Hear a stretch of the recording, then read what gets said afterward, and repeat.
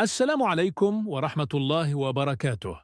سنتكلم اليوم على كل من الموعد والتوقيت والقناة الناقلة وترتيب كل المنتخبين داخل المجموعة، وذلك بين كل من منتخب البحرين الشقيق والمنتخب الوطني الجزائري في الجولة الثانية من بطولة كأس العرب.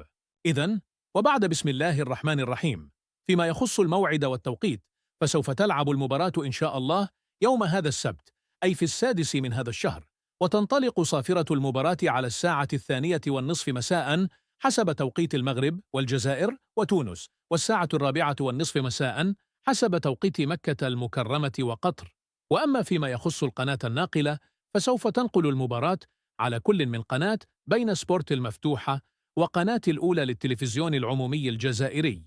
وأما فيما يخص أخيراً ترتيب كل المنتخبين، لدينا منتخب الجزائر في المركز الثالث برصيد نقطة واحدة، وأما منتخب البحرين فهو في المركز الرابع برصيد 0 نقطة، فحظ موفق لكلا المنتخبين إن شاء الله. لا تنسوا أن تتركوا لنا تصويتاً على من سيفوز في هذه المباراة، وهكذا نكون قد انتهينا.